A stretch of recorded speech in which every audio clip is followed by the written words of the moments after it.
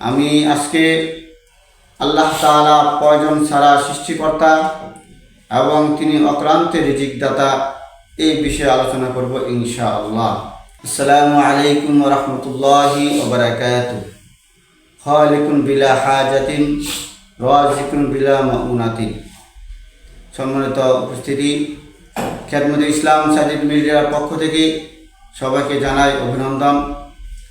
আমি আজকে আল্লাহ তাআলা প্রয়োজন ছাড়া সৃষ্টিকর্তা এবং তিনি অক্লান্ত রিজিকদাতা এই বিষয়ে আলোচনা করব ইনশাআল্লাহ।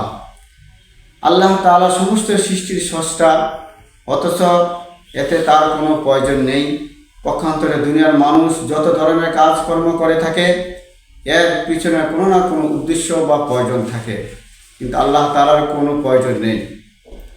আল্লাহ তাআলা একক গুণ, এত কোনো সৃষ্টির কোনো ধরনের অংশীদারিত্ব নেই, কেননা সৃষ্টি করা আল্লাহর বিশেষত্ব। কোনো মাখলুক কোনো কিছু সৃষ্টি করতে পারে না এবং সম্ভব নয়। যেহেতু সৃষ্টি করার অর্থ আল্লাহ তার অস্তিত্ব দান করা, আর এটা একমাত্র সেই সত্তার জন্য সম্ভব যিনি সে অস্তিত্ব স্বয়ংসম্পূর্ণ, কারো মুখাপেক্ষী নন। আর সৃষ্টিসমূহ তার অস্তিত্বে স্বয়ংসম্পূর্ণ নয়, বরং আল্লাহর মুখাপেক্ষী। একথা সর্বজনে স্বীকৃত। বস্তু নিজ অস্তিত্বের জন্য অন্যর মুখাপেক্ষী, সে বস্তু অন্যকে অস্তিত্ব দান করতে পারে না। তাই আল্লাহ তাআলা ঘোষণা করেছেন, আল্লাহু খালিকুন কুল্লি শাইইন ওয়া হুয়া আলা কুল্লি শাইইন ওয়াকিলুন। আল্লাহ সব কিছু স্রষ্টা এবং তিনি সব কিছু দায়িত্ব গ্রহণ করেছেন। অন্য আয়াতে আল্লাহ তাআলা তার স্রষ্টার আলোচনা করতে গিয়ে দুনিয়ার মুশরিকদের সম্বোধন করে বলেছেন, হাযা খালকুল্লাহি ফারুনি মাযা খালকুল আল্লাযীনা ইউনহু।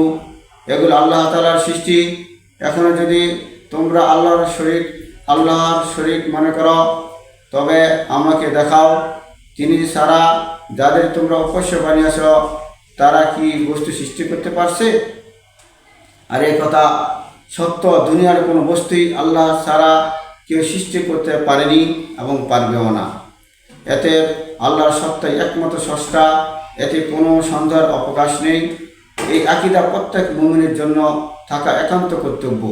একটা জিনিস বুঝতে হবে, আহলে সুন্নাত ওয়াল জামাতের আকীদা এটাই, আল্লাহ তাআলা প্রয়োজন ছাড়াই সৃষ্টিকর্তা, তিনি রিজিকদাতা, তিনি রিজিক দেওয়ার ক্ষেত্রে কোনো ক্লান্ত হন না। আল্লাহ তাআলার খাজানা কখনো কমবে না। আশা করি আপনারা এই বিষয়টা বুঝতে পেরেছেন।